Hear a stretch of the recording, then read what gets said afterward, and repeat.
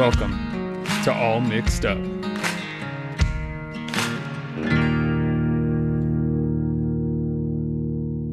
Chad, what's up, buddy? Not much, man. I'm just trying to stay warm. I got another dang snowstorm, but not enough to go chase a cat in. It's all mud as soon as it hits the ground. So that's me. How about you? It is very, very windy, like 6% humidity and about 80 degrees. So kind of sucky, but hey, I don't like humidity. And I was just in humidity and I felt like I sweat enough to fill a 5-gallon bucket on my last adventure with Houndsman XP. So I'm happy to be home. I think my hounds are happy to be home. A cold front's blowing in tonight from this crazy wind.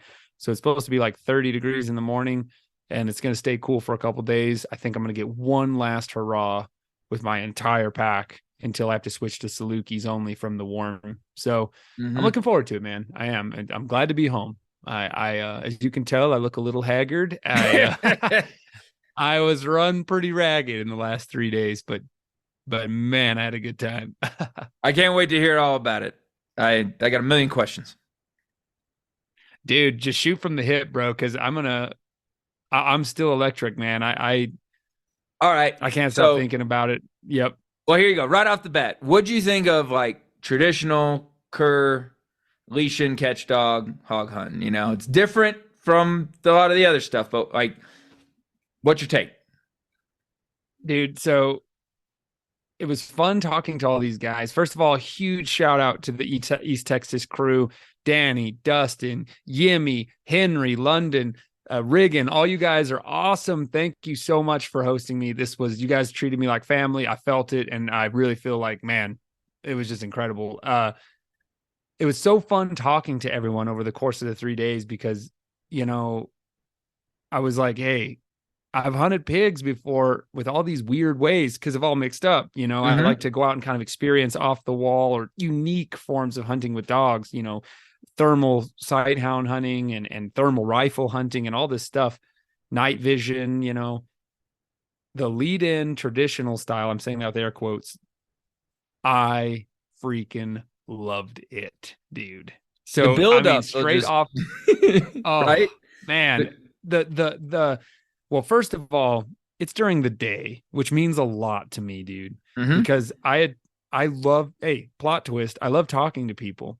And so I talk to everyone when I'm all over Texas, North Texas, West Texas, East Texas. And it's funny how the culture and the mindset around these pigs kind of changes.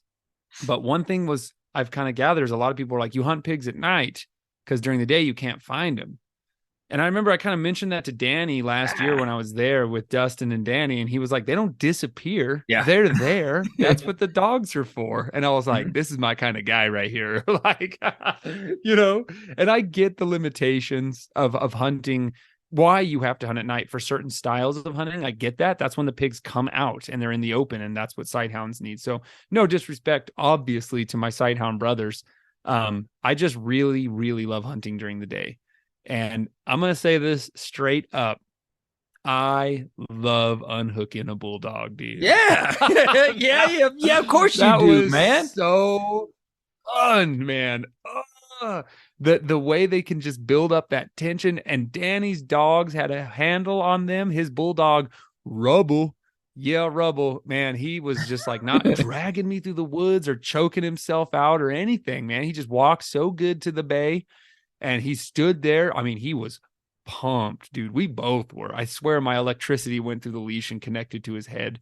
Right. Maybe vice versa. I don't know. But man, it was so awesome. And finally, you know, Danny was a badass dude, and he'd like sneak into the bay to get some sick footage. And then he would whistle. He'd make this whistle sound, and then I would just unclip Rubble, and the mayhem began, brother. Right. Oh my God. So I loved it, man. I bet. Like, to me, the part I always liked about it was like, you know, you'd hear the bay or you see it on the Garmin, you know, and you start getting closer. It gets louder and louder and louder, and everybody will be familiar with trees. You know, that's the same kind of thing. You get closer and closer, but then you stop and you're like trying to make sure you're far enough out, and like the anticipation all the way up to unclipping the bulldog, right? I mean, that's what that That's the part, right? And then like when you do it, it's just, oh, Dude. here it goes. Were you guys right behind him, or would you Yes. wait till you heard it, the party start to take off running? So that's the thing, man. So Danny really had the trip planned out great. I'm gonna give a brief synopsis of what's going down and just interject where you need to, brother, because I'm Okay, gonna go, man. go for it. I'm so pumped. But the first day, so Danny, we had 3 days, and Danny was like, "I'm gonna take you to my harder spots." Because he's like, everyone kind of imagines Texas is just like pigs everywhere and it's just mayhem. He's like, I'm gonna take you to some harder spots where the pigs, we're gonna have some races and we're gonna have to really find, and the dogs are gonna have to hunt. And so I was like, okay, cool. So we went to his first place on the first day. Um, I got into my plane from El Paso at 5 a.m, dude. We hit the ground in Houston and he was ready to go. I loaded up, we picked up his dogs and we headed out. I met Dustin and Yimmy out there. You guys are the bomb. And we hunted. Those dogs had to run out there and hunt, man. That's what surprised me. So we kind of hung back and we watched our Garmins and listened and covered ground a lot. And that's Right. something else I really enjoyed. It wasn't just all day Garmin screen staring. We moved a lot to like anticipate where we thought the dogs were going to be and where we thought the dogs were going to go. And we would sit there and listen for that bay. And we hunted all day. Those dogs would check in. They'd run way out there and hunt, dude, way out there. At one point, they were like over a mile away. And then they would loop back and we'd kind of pick them up or they'd appear on the road. And then we would hunt. And man, the pigs were tough to find. And Danny, he's no quitter, man. He's like, we're going to go to the far end of this place. I know one last spot, and I think that's where the pigs are. And we were with another guy named Blaine. And he's super cool, dude. And his dogs are really nice. Blaine was already down in there and he's like, hey, I'm seeing pig sign. So come on down here and let's try to cast out. So we cast out and Blaine's dogs finally, dude. No, I take that back. Danny's dogs. We were sitting in this beautiful little bottom. I was chilling with Dustin and Yimmy and Danny and Blaine. And then I heard it, dude. Danny was like, they're bayed. And I was like, oh, like after like 5 hours of hunting, and dude, his dogs were hunting. Like that's another thing that I really liked. Danny's hunting big country, and he was like, dude, my dogs, they better go out and hunt. Yeah. And I was like, he let them out and they just took off, dude. And I was just like, wow, that is super cool. Quite the opposite of everything I experienced. You know what I mean? Because as you know, sight hounds hunt close. They hunt close to you, and you produce the game together, hidden prey, and they take off. But it was so crazy, man. I mean, Sniper and Rayleigh, they busted up these pigs way out there, dude. And then we could hear that bark in the distance. Bark, bark, bark, bark, bark. And man, my heart was pounding, man. 10,000 beats a minute. It was time. So we hauled ass to where they kind of were in that general area. And we led in, dude. And I led my bulldog in, and it was so fun, dude. But the cur dogs caught the pig without the bulldog. I was like, oh dang.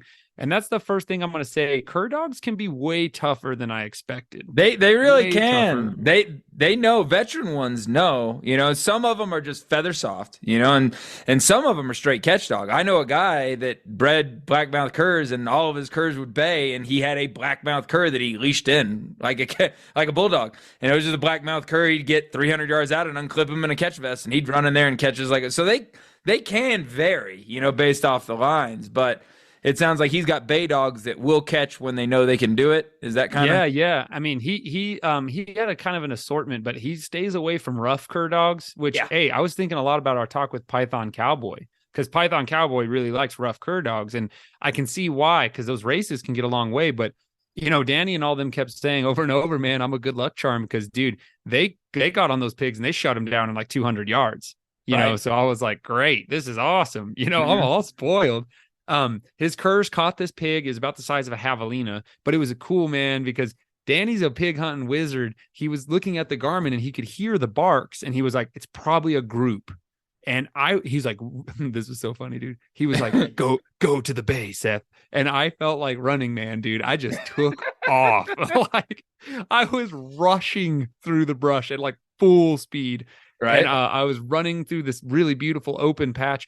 And then, dude, as I got close, I just heard like, the popping. Yeah. Dude, Yeah, and like that, like I don't know how to describe that sound. It's like a bunch of rapid grunting, Mhm. and there wasn't a lot of popping. It was more just like Okay. Okay. and I was like, oh man. And he said that's kind of their like rallying sound they Yeah, make when the that's right. sows kind of That's right. rally. Hmm. And so like I was just looking through the bushes all pumped and I had my GoPro up. And so stay Patreon. It's all there, guys. The footage is all there. But the herd broke and like took off to the woods, and then I just heard the curs barking, stop for a millisecond, and then I heard the squealing. They had caught one, Hmm. and I ran up there, and by that point, Danny and them had come in with us, and the bulldogs behind me, and yeah, they'd caught him just straight up, and it was just like a small one, and so Danny and the crew barred him, let him out. And it was so crazy, man. Is that like this is what I really liked, bro? This was badass. So the curs had him caught, and we came in close. Danny grabs the pig by the back legs, and he was so funny. He's like, I was hoping you'd catch him. I was like, are you freaking high? No way. I'm not grabbing this thing. And it was only like 50 pounds, dude. I could have grabbed it, but I'm like, nah, dude, I'm not grabbing a freaking pig. I don't know what I'm doing, man. I'm gonna get killed. And so like he grabbed the pig, but he grabbed the pig, man, and he was just like, he just yelled out to the dogs. He's like, get ahead, get ahead. And they just like drop the pig and just take off, dude. Just roll out. And Right. so it was silent. All the dogs were gone. And then he's tying this pig to bar him. And then we just hear bark, bark, bark, bark, bark, like off in the distance where they just rolled out and caught up to that sounder and bait another one, dude. So I Right. was like, that is so awesome. Like I thought, Yeah. okay, it's over. We caught one. We're done. He's just like, get ahead, get ahead. And they all took off and just freaking bait another one. So That's we some good barred that pig, dogs. let him go. That's some Oh good man, it dogs. I was mean, there's a cool, lot of dude. people that'll say they can do that, and it's not unheard of by any measure. It's just, hearing somebody say they can, their dogs will release and get ahead on their own, like when you have a hog in hand. Now, if there's no hog, you kill one, you throw it in the back of the truck. It's been a while and you say, okay, go. Yeah, all right. That's pretty standard. But to, like you say, have a hog in hand, a squealing, flopping hog in hand, and I got this one, go get the next one. That's that's when it's an efficient machine right there. So man, that's awesome. You got to see that. Well, Yeah, I okay. didn't. So then what happened? Then what Yeah, happened? so I couldn't believe like okay, I go into it with I have no idea what it's gonna be like, dude. Like I don't know. So like to me, that was just like, oh, that's what they do. So I was just like, okay, cool. Like I can respect. I'm sure that takes a lot of training, right? It But when he does. starts saying get ahead, they just took off. So I was like crazy. So I this is how stupid I am, dude. I'm kind of a little bitch, right? So like I climb this tree, yo. He's gonna let out this 50-pound pig bard, and I like climbed a tree, dude, to get away from him. I'll admit it shamelessly, dude. Danny and you said it, Python Cowboy said it, Danny said it. He's like, dude, pigs, they're so overrated. I was like, I don't care, man. I'm climbing this tree. Well, So that is yeah, the best thing to do. A lot of people, like try and outrun them or something. That ain't gonna happen. Like you'll see a lot of veteran guys if they're trying to ease in on it, they'll take one hand and reach out and kind of grab a tree, and then like go to the next and go from tree to tree. Because generally all you got to do is get your feet up, and yeah, they'll yeah. run right underneath you. Yeah, So and so you heard it here on Houndsman XP, folks. I would not consider myself a coward, but why do I need to put myself at risk? I'm just gonna climb a small tree and I'll be fine. You know so what I did mean? the pig tree you? No, it just took Did off. it He let it go. tree? It just ran off. The second he let it go, it just took off, dude. I And wanted him to so have like a nice chop or something, I wanted the story where he like, he made was he paw hoofs up on the tree? yeah, right, dude. All right. I was hoofs up on the tree. So There you here's go. the thing. We're gonna get down this road because the whole barring thing, it's the first time I've ever even heard of all that. Hmm. So and I learned a lot and I really was pretty lucky because man, I saw some crazy stuff and we'll get there, dude, because I want to talk about the barring thing. Okay. Um, but anyway, so like the bay happened. I'm freaking pumped. There's another bay off in the distance, and Danny's like, grab rubble, let's go. And I'm just like, hell yeah. So I jump out of the tree and I grab rubble and we take off to the buggies. We drive down the road a little ways and we walk in, we lead into the next bay and they have one bayed. It's not caught. And well, it's kind of on and off caught. And so I kind of figured it was the same size as the sounder we just broke apart.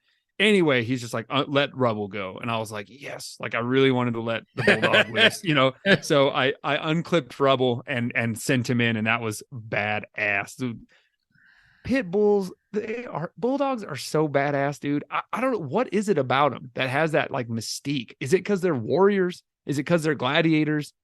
I don't know. Pretty much, man. Like, and not much else. I mean, that's kind of their you know, they're very loyal, but a whole lot of hate and a whole lot of go for the critter they've been trained, and like all the extras kind of shaved off, you know, they're kind of refined to just grab it and hold on to it and never turn loose of it, no matter what, you know. They're yeah, I love man. them too, man. I was just like, I really, I mean, I just climbed a tree to get away from a 50-pound bar hog.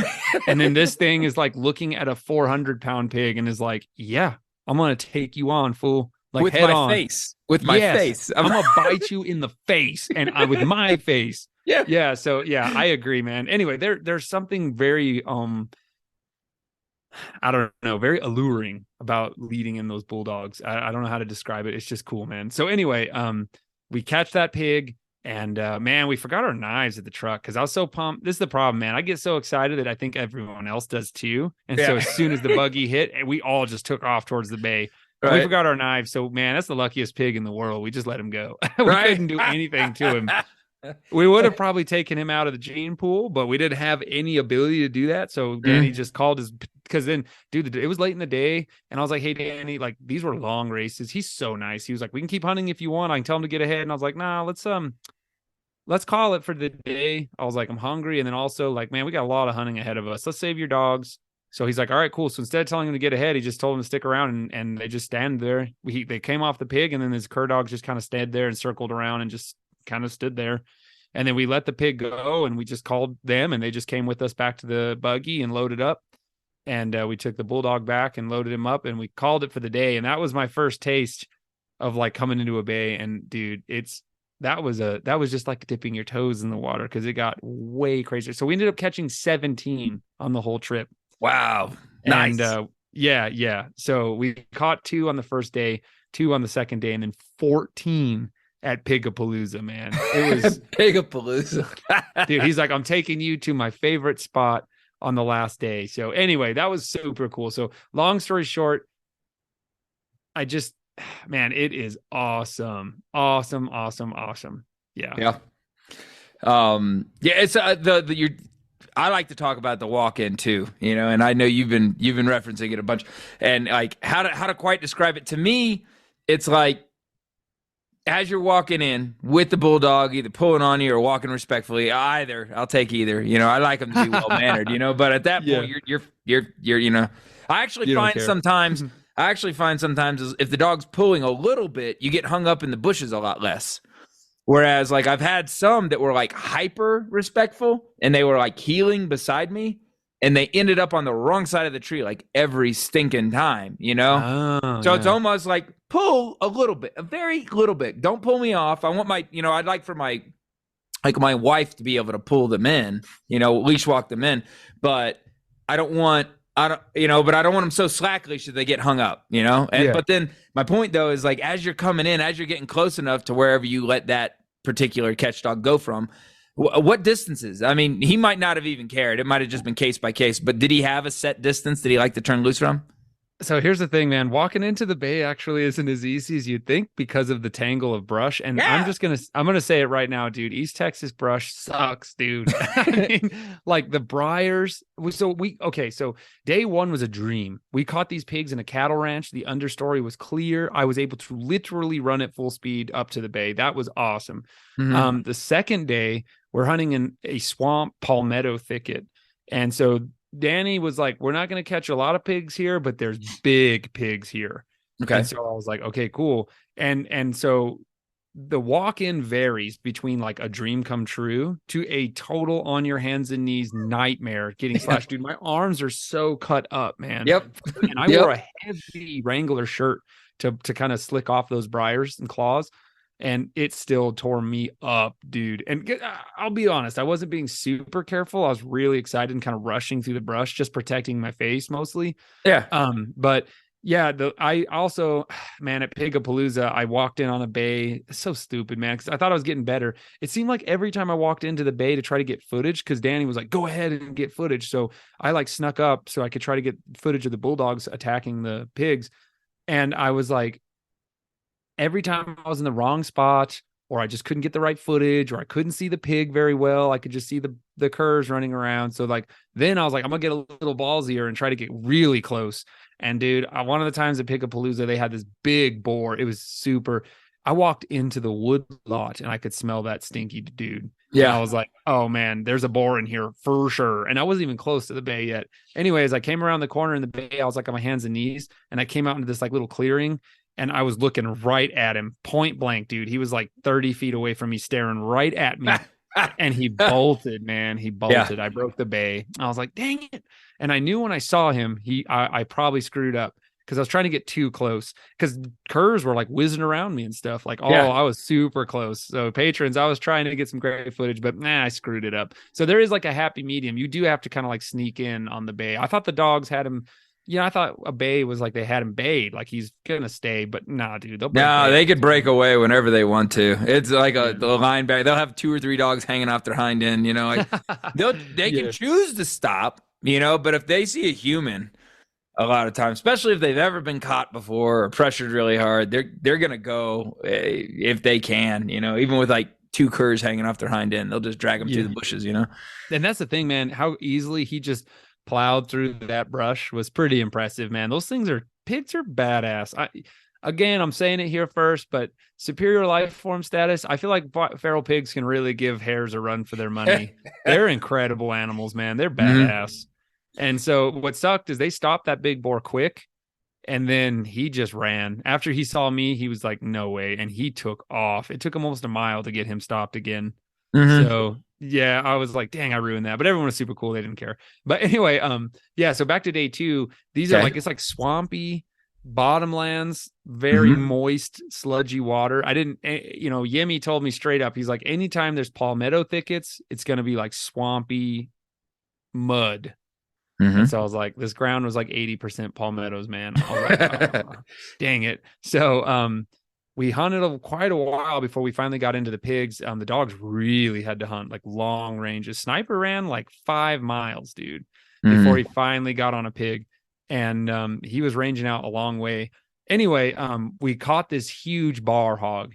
And when I ran up on that bay, I just could not, I was not ready for a bar hog. I didn't Danny talked about it a bunch. He talked about them and like the whole reason about them. And again, this is a good time. We'll go into that bars thing. Cause to me, that's like totally foreign. As a guy who's hunted mostly in North Texas, barring there, I've never heard of barring there.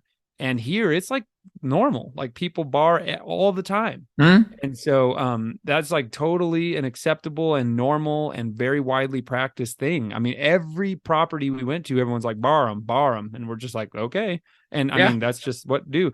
This freaking bar hog, dude, I, his belly was like 10 inches off the ground. Like, this is the fattest pig I've ever seen. Like, I can't Right. even believe a wild pig can get so fat.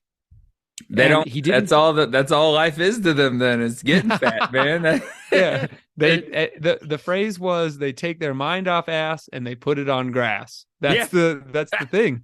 And so Yeah. yeah, I was just, his cheeks looked like a Vietnamese potbelly pig. Like he was like Mhm. so fat. And the And what cutters. surprised me is they can, yeah, huge teeth, huge teeth. Yep. And I just could not believe that. And he's like, dude, they don't fight anymore. So Mhm. when they stop doing boar things. All they do is sleep and eat and leave everyone alone and just hide and just live their life. And so I was just blown away. The size of this thing, it was so fat and huge, dude, way taller than a normal boar hog, Mhm. but so clean, didn't stink, Right. didn't have fleas on him or ticks or anything disgusting. He was super clean animal. And I was like, whoa. So we tied him and left him, and everyone's like, this is what we eat. Like all these guys were like, we come back and eat these huge bar hogs. This is why we bar them. Yeah. And I was like, and the meat quality was unbelievable. So good. Mm-hmm. Yeah.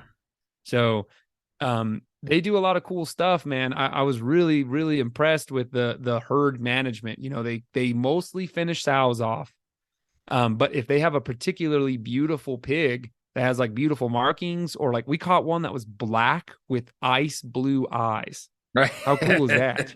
I've never So seen like it before. apparently that's really rare. Yeah. Yeah. Very. And so they were like, no, add him to the gene pool. Like, that's cool. We'll let him out. And I was like, that is super rad to like make cool looking pigs. Mm-hmm. And so we barred a bunch of boars. We only caught one sow, and I wasn't a part of that catch. So they stuck her, but we barred all the boars that we, were like, hey, these would be good meat, barred them and turned them loose. And one boar that had like beautiful color markings, turned him loose.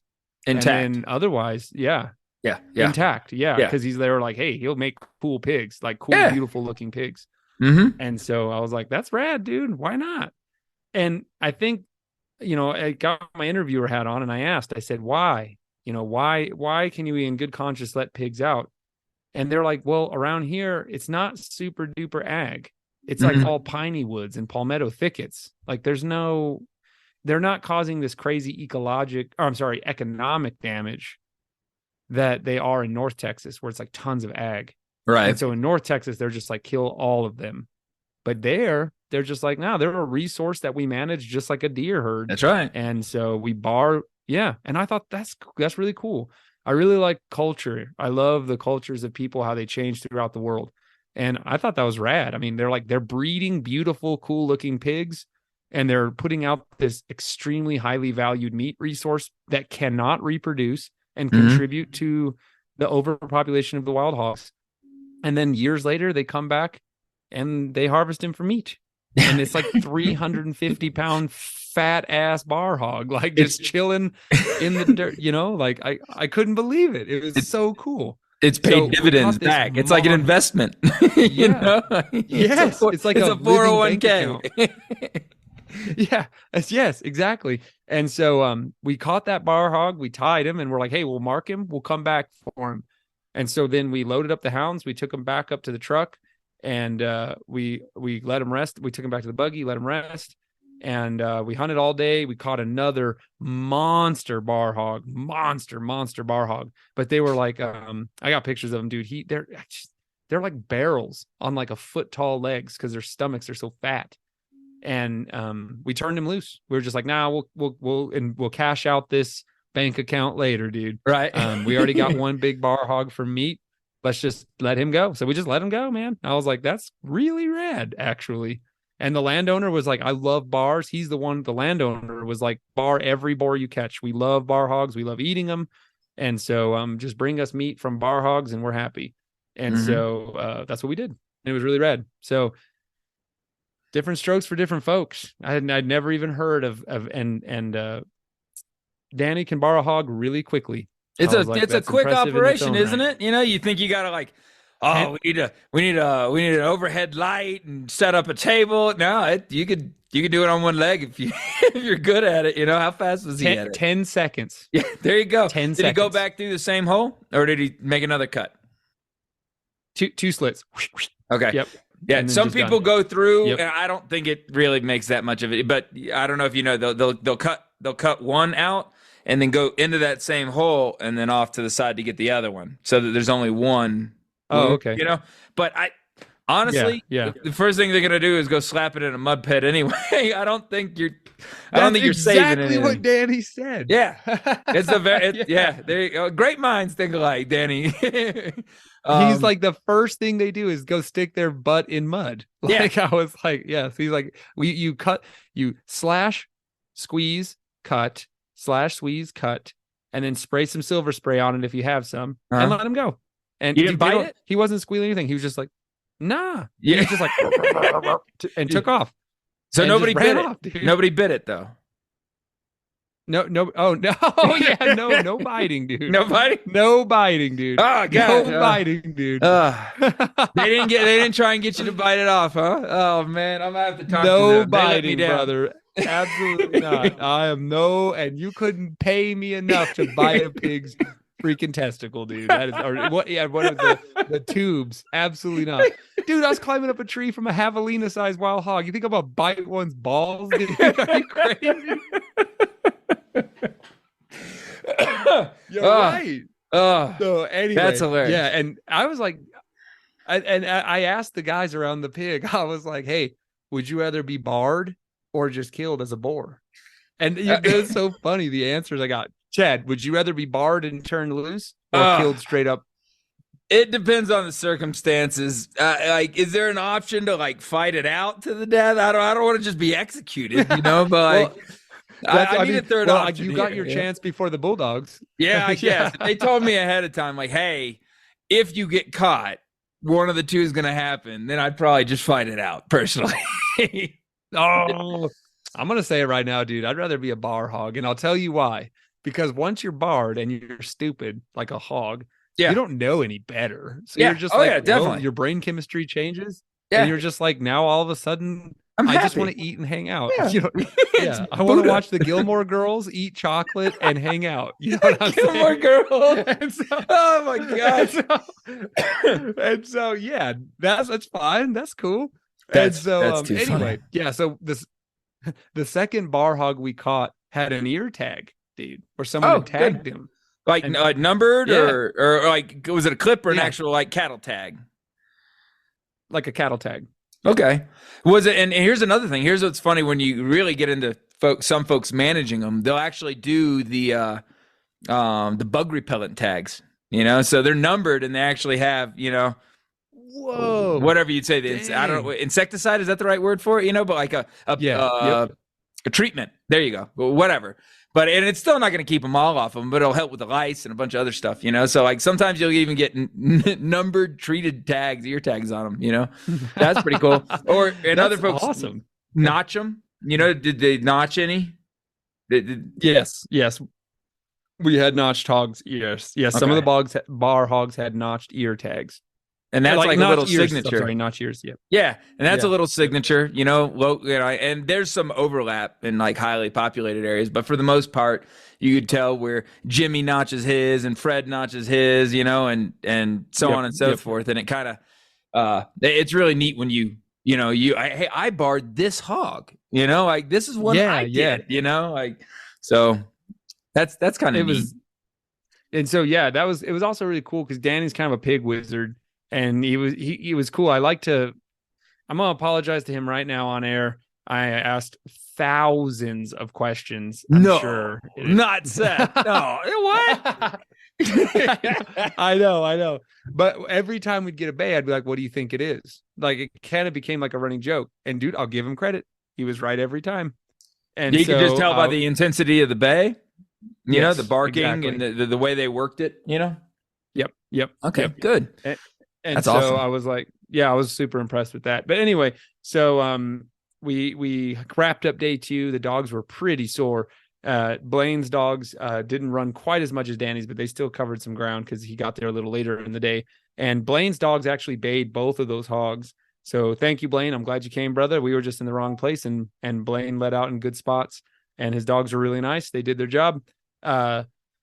So Danny, we went home. We were going to have a crawfish boil, but we were too tired. I've never eaten crawfish before, and I really wanted to, but we didn't get to it, which kind of bummed me out. But at the same time, I was super happy to kick it with Danny's family and hang out at their house because they have a beautiful home, and it was very relaxing. So I'm happy we stayed in. It was really fun to just kick it at his house. And Danny was like, all right, I'm taking you to Candyland. He's like, we're going to go to a ranch with some cool guys. And he's like, last time we did a 24-hour hunt and we caught 89.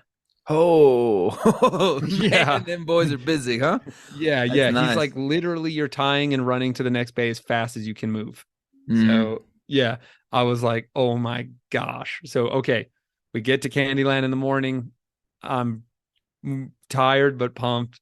So we meet some cool guys.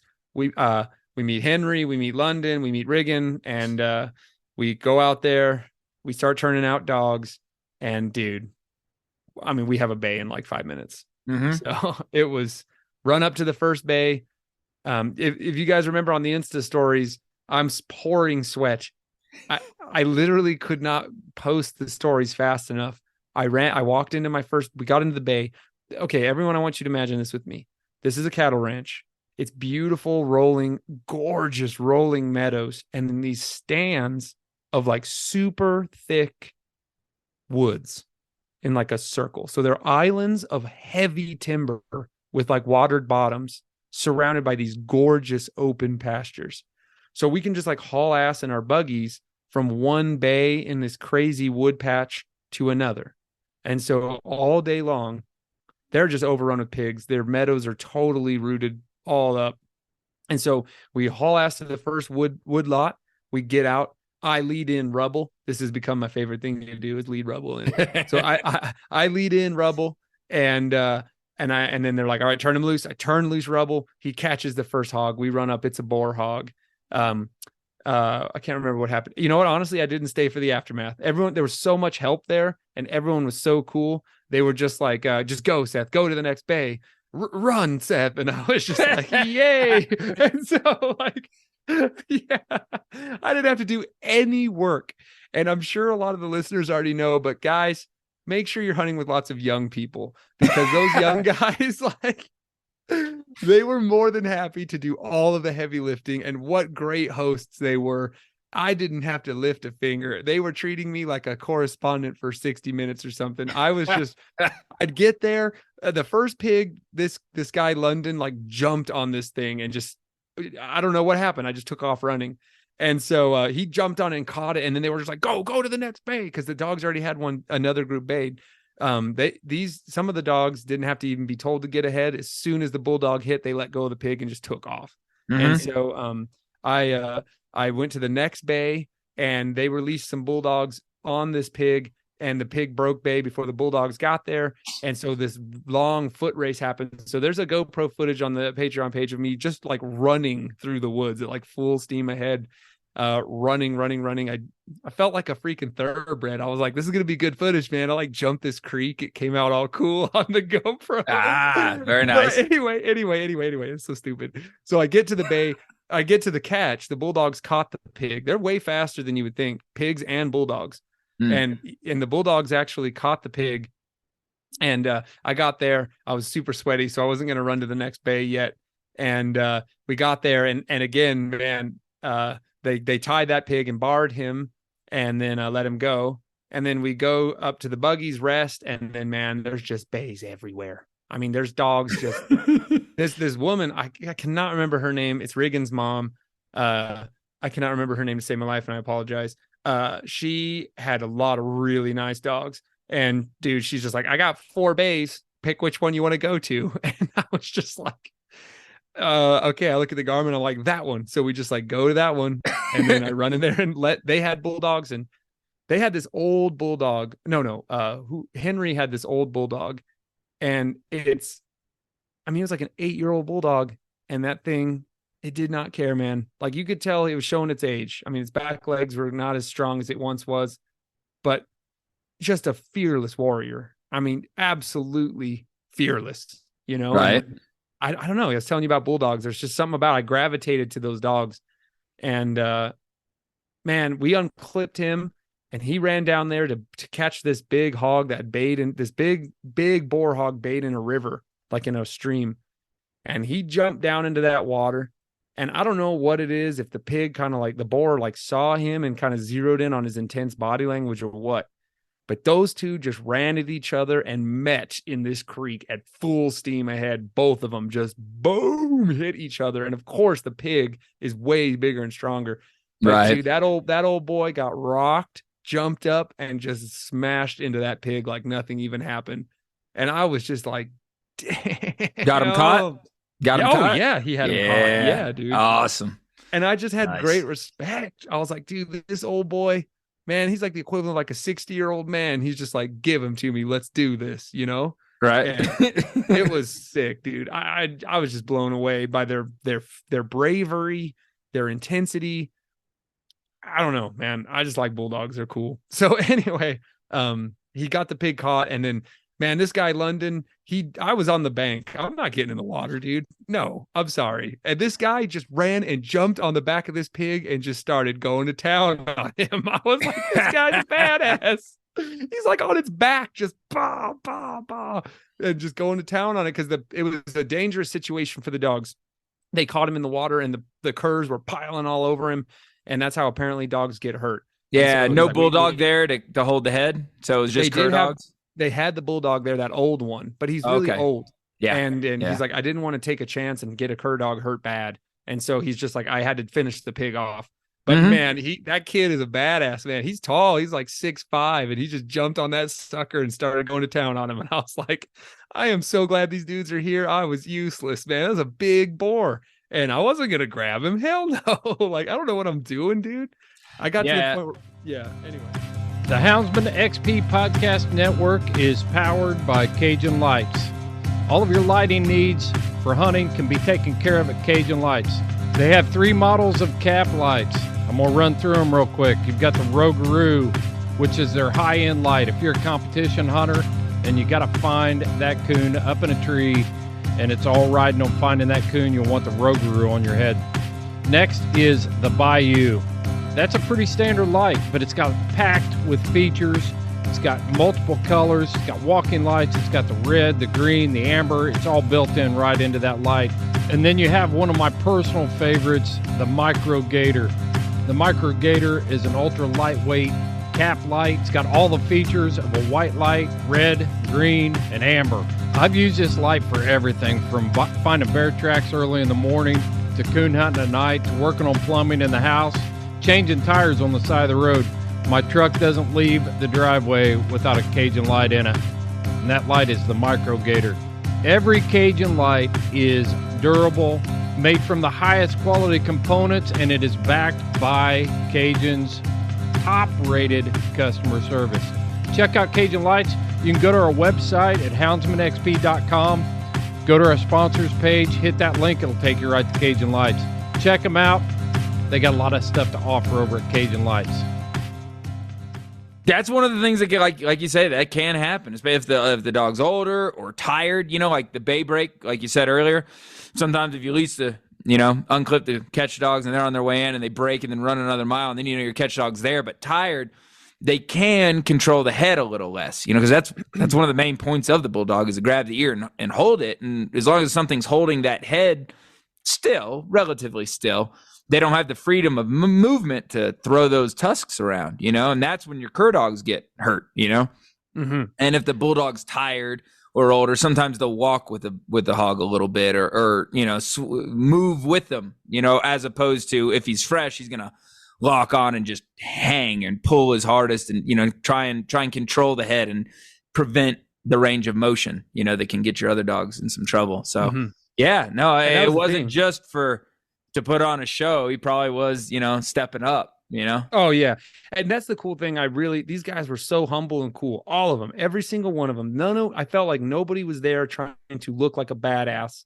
I felt everyone was really doing it right. And yeah, he wasn't even, I don't know if he even knew I was there, but he was just there to protect those dogs. And I give that guy, he's a human bulldog. He jumped on that sucker and I was like, dude, this guy's a badass. And apparently not the only one, because, and this is the last in-depth story I'll tell.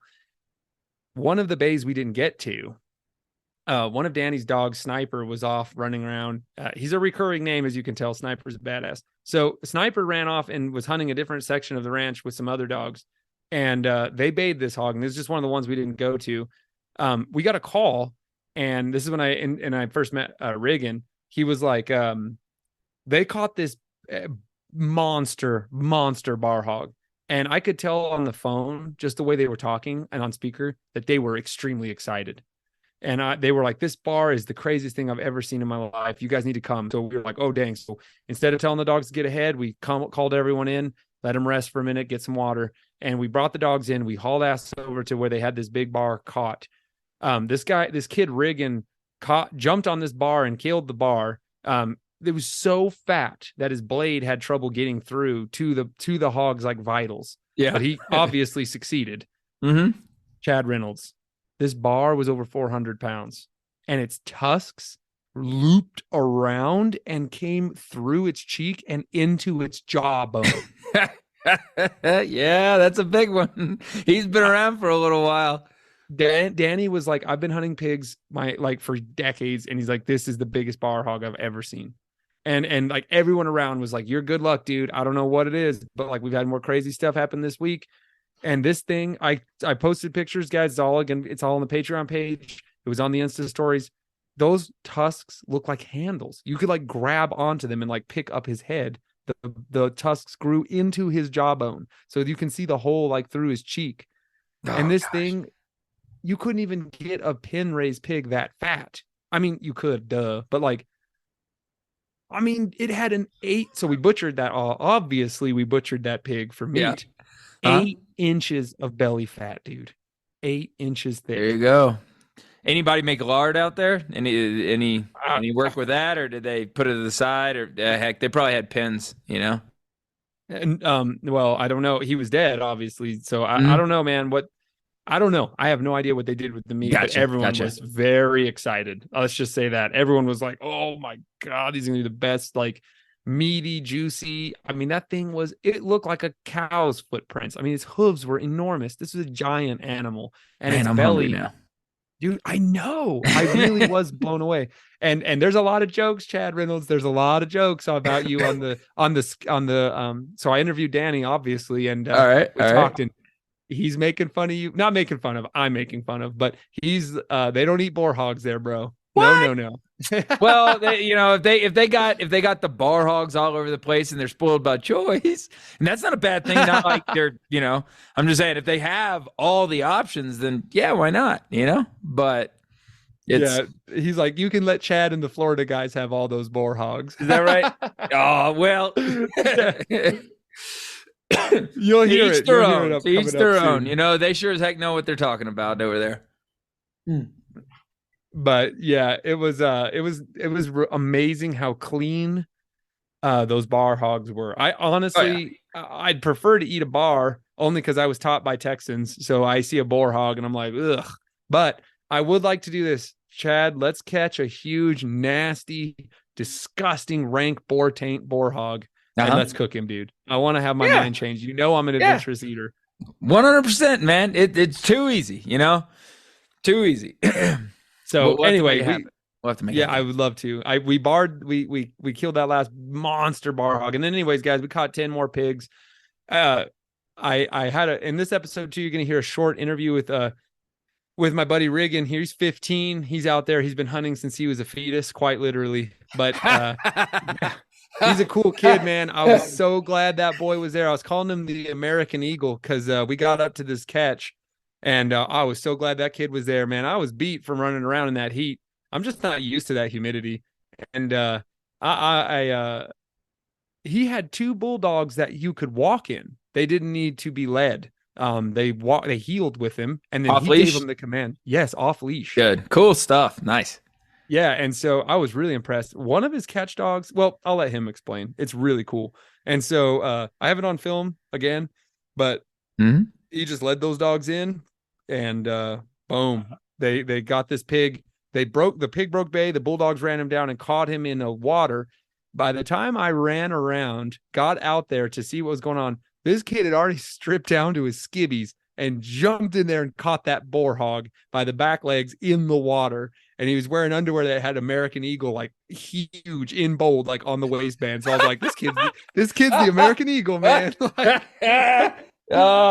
That'd make a great advertisement right there. We ought to see that on a billboard somewhere, man. You want to get sponsored by American Eagle, Hounds and XP? We got some badass little fellows out there smoking big boar hogs in their skivvies. Yeah, man, that was nice. Yeah, so he's the one that killed that humongous bar hog, and then he caught that big boar hog and tied him in his underwear. So Riggin, glad you came, buddy. You're a fast little dude. You can work through the underbrush quickly. So glad you were there. Anyway, guys, that was it. I had an amazing time. Sounds like it. I definitely am going back. And Danny was like, we're not going to go to my hard spots. I wanted you to experience it. And now every time we go back, shout out to Henry. It was his property. We made great friends with Henry. Danny already knew him, but I felt like we got really close. And he was like, "You're welcome back anytime. Let's go hunting." So guys, next time I go back, we're going straight to Candyland right off the bat, and we're gonna just have an Aporkalypse right off the get-go. Aporkalypse. Yeah, Nice. So it was awesome, you guys. I had an amazing time, and lead in bay dogs, lead in catch dogs. It's my favorite way. I'm gonna say it right now. You heard it. Gosh, you heard it here. Oh man, it's my favorite way to hunt a pig. Yep. It's awesome. So it was incredible, Chad. If there's anything you need to ask me now's the time, brother. But I just laid my soul out. It was just so fun. Oh, yeah, you gotta come next time. I really wanted to go this time too. I just could not swing it, but I'm jealous as heck. How about that? So I'll have to make time for the next one. But I do have a few questions. What kind of curs? I mean, a lot of times they could be crossed up, or the mainly black mouse, with some catahoulas running around. A lot of times you can get mixes of the two. Like, what were they working with there predominantly? Mostly cur dogs. And then obviously in the interview with Danny, he's going to break it down a little bit more. Okay, cool. Yeah. So, but mostly curs. Yep. Mostly either straight up blackmouth curs or some slight mixes. And I can't remember exactly. So, what the crosses were, but Danny breaks it down. So, okay, good. Yep. Let's see that. And then, like you said, side by sides, pickup trucks, like that's side by sides with the king. Yeah. Yep. Oh yeah. Side by sides of the king.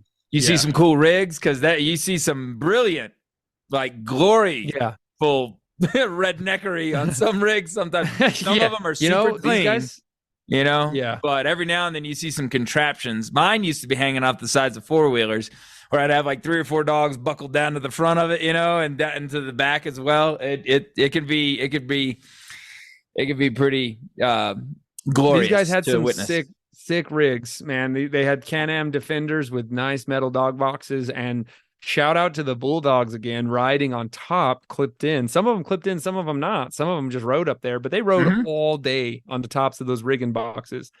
And man, they just rode all day. We driving through crazy thick brush. They're smart. They just duck down, get underneath the rig box where they are protected, and then they just stand back up again when they're out of the bushes. Like whack-a-mole, they just pop right back up. Yeah. So yeah, nice setups. Everyone had sweet Can-Ams and boxes, and they were like, "Oh, Seth, like, man, you need a razor." And I was like, "Dude, I can't afford a Can-Am, bro. I got a beat down old donkey of a buggy. You know what I mean? Mine's it's 15,000 miles on it, son. You push the gas down and it doesn't roar, it coughs. You know what I'm saying?" right. But it gets the job done. But side by side, awesome. For the main form. Oh yeah. That's one of the best ways to go. There's light. You can get through all the mud real easy and the whole bit. Bingo. So, all right. Well, that was mainly it. I was really curious. I look forward to hearing about the dog breakdown too. We don't have to answer that twice, but that and the rigs, that's mainly what I was interested in. The bar hogs, there's some people that actually have barring knives where the point's taken off of it, so it's a nice straight blade, almost like a shaving blade, Oh, okay. I wasn't sure if you saw any of those fancy pants things running around. No, yeah. They just had good old fashioned sheath knives that made them good old fashioned bar hogs. And I noticed some of the videos you were taking and pictures. The way they tied their pigs is different from the way I did it. I was really, really interested in how they did that. It looked like a slip knot on one, and then like hitches going to the next, and then and then there was a length long enough to tie up somewhere to keep them from standing up, because they can. I've had them shimmied inches from the front right, inches from the back left, and the front left inches from the back right, and they can get up and like they'll like we're like inch away, they can't do it. Tiptoe away, dude. Yeah. So that hilarious. That's something I used to like to do too, is like, just put a leash through the bottom and tie it up so that they can't really stand up, or put them on a hill or something. But I thought that with the yellow ropes, right? Mm-hmm. I thought, yeah, we'll have to get them to come back later and break down the way they tie, because everybody's got their own little style with that too, their own little kung fu knot or whatever you want to call it, But we'll have to get them to break it down. It might be a trade secret. Some folks don't like to share, but I'm really those guys are curious cool. about They'll that tell as you. well. But yeah, that's all I got, man. Yeah. Great story. I can't wait to hear the rest of it. I mean, I pretty much laid it all bare, man. I don't think I left anything out except for, just the repeat broken record of me leading into a bay, breathing and my heart pounding and letting a bulldog go. But Gotcha. It's incredibly fun.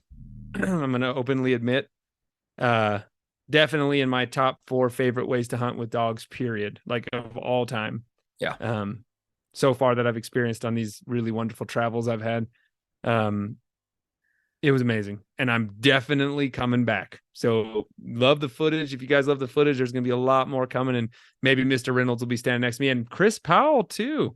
Chris was like, "Hey, you better invite me next time, you crazy guy." And I was like, "Absolutely." So maybe it'll be a Houndsman XP rendezvous. There we go. And we'll have ourselves a good old fashioned HXP Aporkalypse. That's it. That hasn't gotten old yet. Aporkalypse. I dig it.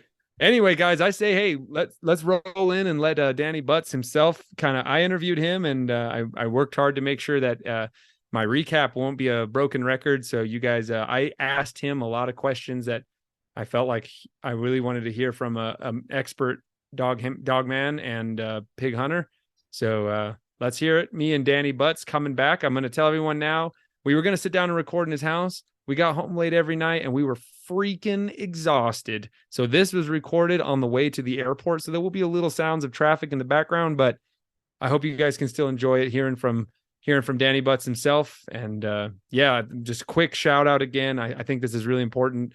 I met some really awesome people on this hunt. And so I just want to give a quick shout out. Thank you, Danny, for inviting me. Dustin Machado, you guys, you've heard him, Southern Trackers. He's who invited me to East Texas first, treated me like family, made me feel really welcome. And I met Danny with Dustin. They both are Southern Trackers. And you guys go back and listen to that blood trailing episode I did with Dustin. And there's lots of bonus material on the Patreon page from that trip as well. And so thank you guys. You guys are the best. Henry, thanks for letting us come out on your land for Aporkalypse, Pigapalooza, Candyland. That was the best. It was so fun. And shout out to all the guys that came, London, Riggin, all you guys. I know I'm missing a couple names. I apologize.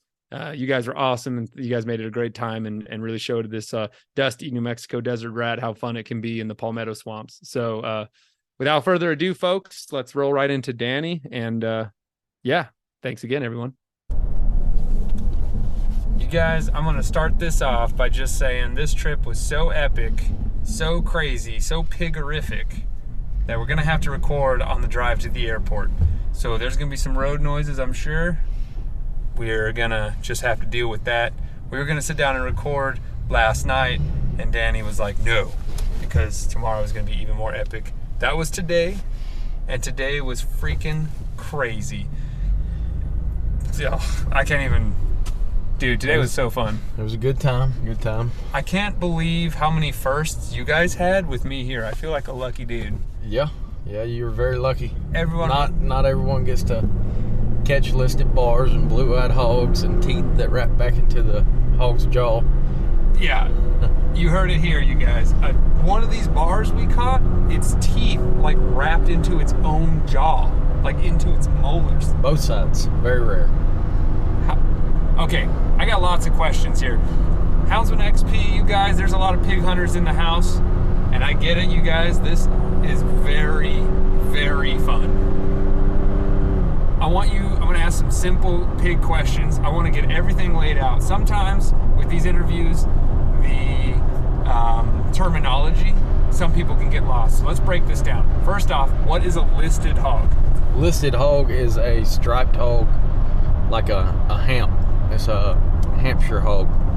So they have a white stripe or a white band around behind their shoulders, from their shoulders back. Okay. What is a bar hog? Bar hog has been castrated. Boar hog that's been castrated. So I didn't know that. I knew a barrow was the term, but I never put it together that bar means like a neutered hog. I always just thought it was an accent thing. Yep. And they'd be like, I caught this bar, and I was like, you mean a boar? No, a bar, boy. And I was like, oh, okay. So of course I didn't say you mean a boar, but that's what I was thinking in my head. So, okay, bar hogs are neutered hogs, you guys, and we came across quite a few of those. Four of them total. Why do people bar hogs? So we can eat them. They're very good eating after you catch them. If they've been barred for a while, the one that the teeth went back, they said they cut that off 5 years ago. 5 years ago. The carcass quality is insane. Yep. So fat. Very, very, very fat. All they do is eat and sleep. The term is takes their mind off ass and puts it on grass. Yep. Yeah, we caught a black hog with blue eyes. Sky blue. Very, very so bright crazy. blue. Looked like he was wearing contacts, like blue contacts. Anyway, we got some of that out of the way, you guys. I'm gonna say it right here. This trip was unreal. So much fun. My first time hunting daytime pigs with the old school way. You guys know here at All Mixed Up, I like to showcase the offbeat, the path less traveled. But I couldn't help myself. You guys remember my blood trailing episode with Dustin Machado and Danny Butts here? And Danny was like, oh, I got some pig dogs. And Dustin was like, you should come. And then I came, and here I am. And daytime pig hunting, that's where it's at. Why don't you introduce yourself, brother, and tell us a little bit about yourself, how long you've been running pig dogs. Danny Butts. I've been around dogs my whole life, hunting dogs my whole life. I guess I got my first dogs to raise up whenever I was about 14 years old. I'm 31. I've been raising my own dogs ever since. So, been doing it a long time, longer than a lot of the people that do it nowadays. Just, what do you love about pig hunting? Just being in the woods in general. Watching my dogs work. Yeah, they are. They're horrible. East Texas briars. Yep. Oh man, briars are like a vine, a mesquite vine. Yeah. I tripped on like 15 of those things. Not as much as Blaine's kid. Yeah. But you guys, good news. I tripped less than a 7-year-old. Yeah, barely. It's so fun and it's so exciting. I was gonna ask you too. Have you hunted other types of hog hunting? Oh yeah. Like what? Off a boat, done the marsh off the boats, and then out in West Texas, bunch of rock and mountain type stuff, Vanderpool, Utopia, very, very hard country on your dogs and their feet. I brought you to some of my harder stuff out here in East Texas. Then I showed you Candyland. Oh. The difference. I'll take the Candyland all day, every day. Even my dogs being whooped from 2 days of hard hunting, they still produce hogs over there easy. What dog you think ran the most this trip? I'm gonna say I have my guess, and I promise everyone I'll be honest. Who do you think ran the most? Sniper, really. I was gonna say Sniper. One of the two. Yep. One of the two. Sniper had a habit of just going off and hunting, and then we had to be like, all right, Sniper, we're gonna leave you, go to a bay, and then come back 4 hours later. Yep, every time. Yeah, man, he can really cover some ground. A lot. What do you like in a good East Texas hunting dog? They gotta have brains and bottom for sure. And a nose definitely helps with how much the hogs travel, but you've seen that. What kind of nose you looking for? Not too cold, but something cold enough where they can trail hogs from the evening before or night before. Something that'll know there's hogs in the area and go hunting and see if they can get, cross a different hotter track. Put pigs at the end of it. I don't know what you're talking about, dude. These races aren't long at all, bro. Yeah, yours weren't. Yours lucky as they come. Yeah, Danny and them were, everybody at camp today we're hanging out with, we're just like, wait, how long was your longest race? And I was like, I don't know, like 50 yards. And everyone's like, what kind of luck does this guy bring? Well, you seen one today that was longer than the ones we had in my hard gun. Yeah. How long was that, the longest one? Because we caught 13 today, right? Yes, 13. No, there was 13 caught by the entire group. Yes. So I casted the dogs. They went 900 yards bay to boar. We went around, the boar broke. We got back to the gate where he had crossed the road. We were 0.6 of a mile from where they bait him, and then they were 1.15 to where they stopped him again. So that was probably, I'd say, close to almost a 2-mile race, if not a little more. Yeah, that was fun. That was as a crow flies. So, dude, I came in and ruined a bay. I felt like an idiot. No, you didn't. It just getting in close. The hogs seen you. We didn't have enough dogs in there to keep his attention. Just a couple dogs in there on him. And, Danny said go instead. Run in Boar there. hogs are smart. The first pig, we were hunting a hard place, you guys, and the first pig, like, we found was like in this wood lot, and it was beautiful, open forest. And so Danny was like, "Run, Seth," and I just took off running. Well, we busted a group. The dogs picked the shoat out and got it caught. That's why I was telling you to run. Go ahead, go get him. And I loved it. You'll see the video on Patreon. Everyone of my GoPros. I'm just like a dang. I think I passed the catch dog. Yeah, Well, almost. One of them anyway. Oh, that poor old boy. Yeah, I got some awesome footage, and I just can't get over how awesome it is. Unclipping a bulldog, that's a cool feeling. Oh yeah. What do you like in a good bulldog? Because, dude, you got a great bulldog. I enjoyed Rubble, man. Yeah, they gotta have a hard mouth. They gotta bite. They gotta hold. Gotta have a little bit of brains in them. I have game dogs. They're toned down by me, I guess. And when I get them from puppies, they're a little crazy, but I put a lot of work into them and kind of get them to dial down a little bit. But Yeah. the main thing I look for is something that has drive and a hard bite with some brains. Once you get them to tone down, they get smarter and pay attention to stuff. Do you think there's any catch dog better than the American Pit Bull Terrier? I'm sure there is. I've seen American Bulldogs catch just as good as game dogs. I feel like game dogs is what I want because they're not as big. If I do have to lead a dog in the woods, I don't want to drag me on the ground, so I use a pit. Some of them still drag you on the ground. I had an American Bulldog. She caught just as good as any pit, but she would drag you down to the ground. She was a bigger dog. You think male or female bulldogs catch better, or it doesn't matter? Don't matter. I've had a little female pit that was 45 pounds or 45 pounds, and she would anchor any hog I had. The hog might be able to move a little more with the smaller dog on there, but she was going to hold it. She wasn't going to let go. I'm going to shift gears. Tell me about the best hog you've ever caught and why he was the best. It was a big bar.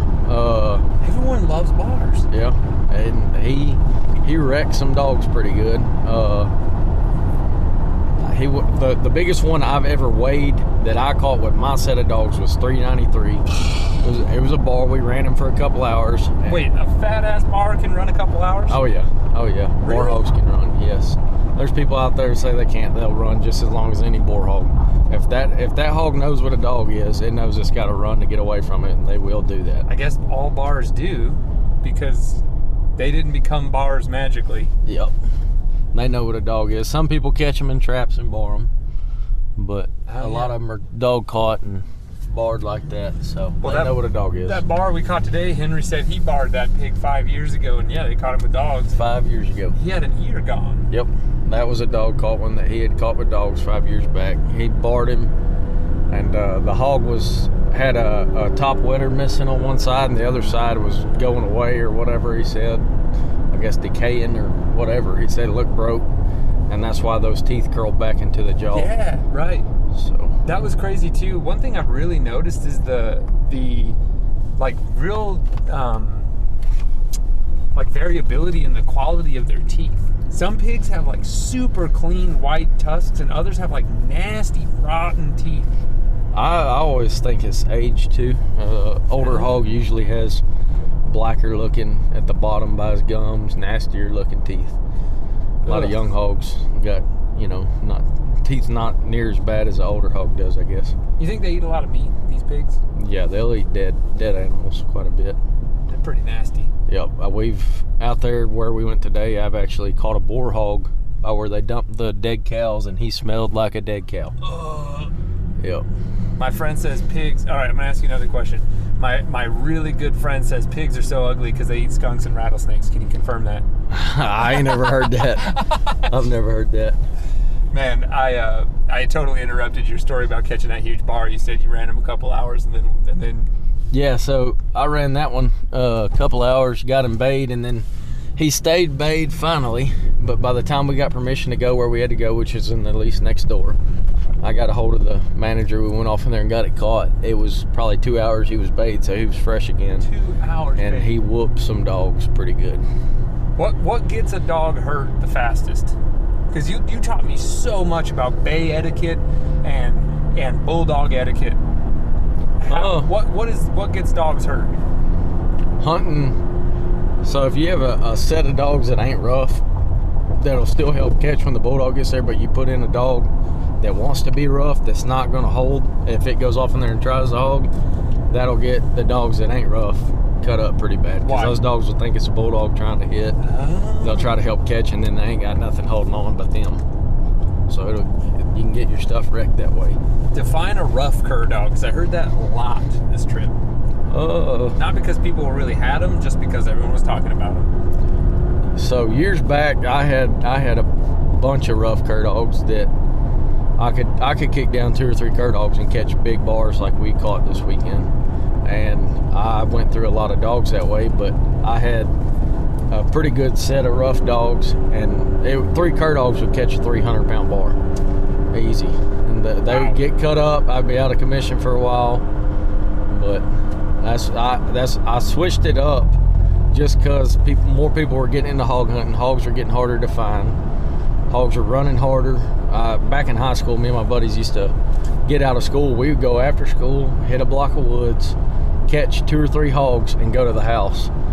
When I got out of high school, we would go to the same block of woods, drop down a set of dogs, and run hogs for 4 or 5 hours before we were getting them caught. So I had to breed different than I used to. You know, breed a little bit looser dog that wasn't going to pressure the hogs as much. Something that still wanted to grab a hold if they were running, but back up and bay after it grab a hold of the hog if that hog spun around or whatever. That really surprised me, is how much your curs really actually put teeth on that pig. Oh yeah, they will. If it's trying to run, they're gonna grab it. And they were all in smart spots, like the armpits and the butthole. You know what I mean? Yep. And I'm not saying I'm gonna bite a pig in the butthole, but if you told me, hey Seth, you gotta run around and bite a pig, I think that's where I'm gonna try biting in that general If that hog's area. running, they're gonna grab it on the back end. If he's bayed and then bulldogs hit, we got a bunch of dogs in there, you'll have some young dogs grabbing by the arm. I really don't like that because I like to work hogs. If you get a hog chewed up bad in the arm or the leg or whatever, you know, you can't really guarantee you that it's going to be all right. It could catch an infection and die. So I don't like my dogs chewing on the legs, but it happens. Young dogs do it. Go in there and smack them on the head, and they'll cut it out eventually. When do you think a cur dog hits his stride on average? You mean like when he's starting to, you think a cur dog is really getting into their skill prime where you're like, dang, they're a nice dog? When does that usually happen? That depends on the dog. That Jip that you hunted with today, she was probably around a year old when she was really producing a lot of hogs for me. Her dad was the same way. The 2 half brothers, Holder and Sniper, they're the same way. They started real early, young on, and then I got some right now that are around a year old or at a year old, they were doing okay, not near as good as what the older set of dogs I have did, but now they're getting to where they produce a lot of hogs, you know, being 2-year-old dogs. So you just gotta pay attention to the dog, I guess, and be around them. You know what you're making. So I know this changes a lot as you age and how your hunting styles change, but what is your ideal dog right now for you? Your ideal cur dog. Ideal cur dog? Yeah. Or like what I have for my set, because I got some that are straight cur, and then I got some that are crossed with trig hound, some running hound. I guess what's your ideal dog right now? Yeah. What are you looking for? What traits are you selecting for right now to maximize your current success? Like Sniper. Oh yeah. He has plenty of hunt. He's got tough feet. Sucker has really tough feet. He's got a good nose on him. He's fast. He can grab a hold of one if it's wanting to run, and he'll get back in bay. He's smart enough to get back in bay. I really like that, guys. This Danny got some awesome video too that I wasn't able to get. He'd be like, run in and get some video. Every time I showed up to the bay, I was in the worst spot. Yep. There was like crap in the way, and I couldn't see the pig, or I was just like in the wrong spot, and they caught too early. Like, I don't know. So you got some amazing videos. So did Henry. So that will be, obviously, by the time you listen to this, it's on the Patreon page, guys, so go check it out. But I was going to ask you, too, I love to, when I'm interviewing a guest after these hunts, I love to kind of delve into your history. Tell me the name of your best dog and Cutter. what you loved about him so much. He was a straight cur dog. The dog had more drive than any other cur dog I've hunted with. He knew what I wanted him to do. I could hunt him around me. He would hunt with me, or I could cast him. No sign, and he would still go hunt and go find a hog. He knew what to do, I guess. He was just smart. Had plenty of brains, plenty of bottom, tough feet. Just really, really good dog. He got it done no matter what. What year did you own this dog? Let's see, he died 4 years ago, and he made it to right at 4 years old. So I'm gonna have to look at the 2016. So recently. Yep. Dang. 2015, 2016. I'm sure I you raised got him some from a litters pup. out of him. Yes. The Rayleigh and Sniper are both out of him. Rayleigh's nice. Yeah, she's a good dog. I wanted Sniper to be the best dog only because I loved his name, but honestly, I think Rayleigh stole the show. Yeah, she did this trip. I like how she's bays tight. You know, there's a bunch of pups baying with her, and they all kind of moved out when they heard our buggy come in, and then she stayed right there with that pig. But if that thing looked at her, she'd back up immediately. Yeah, that's what I was talking about. If it goes to run, she's close enough, she'll try to grab it on the butt. Spin her. If that hog spins around, she's going to back up and bay. Yeah, I really liked how Rainey was able to control a pig, but also keep herself safe, because that's kind of a harder question. I'm going to throw you a hard ball now. All right. Whoa. Is there a forest fire here right now? No, they're burning. They're doing the underbrush burn right there. Huh. Yeah, just like some smoke all over. Yeah. Huh, those woods will be not... What? They should burn when we were hog hunting. Yeah. Flush them out. Wow, it is super smoky. All right, it's underbrush burn, y'all, in these pine forests, so it's really healthy for the woods. And does this hurt or help pigs, you think? Probably helps them. Yeah, burns kind of help everyone. Yep. Huh, I'm surprised I guess the burns are... Yeah, there's still fire right there. Oh yeah, there will be. Surprised this road is open. Stumps and logs and stuff that fell over. Look at that one right there. Oh yeah, whoa, that stump is like aflame. Yep. Huh, that's cool. I drove through a forest fire once in northern New Mexico, and you could feel the heat through like the door panel. And right when we got through, the wildland fire crews were like shutting down the road, and they were like, "Did you guys just drive through there?" And we were like, "Yeah." They were like, "How stupid are you?" And we were like, "Pretty stupid." We didn't even know. We came over the hill and just whoosh. There was like no clue. Huge fire, and we were like, "Let's get out of here." Anyway, okay. Here's a tough question. Pig dogs get hurt. Yep. What should a hog hunter do to prepare themselves mentally and preparedness for hurt dogs? Takes time. I don't know how to prepare for that. I've been around it. Yeah. Been around it a long time. It just takes time.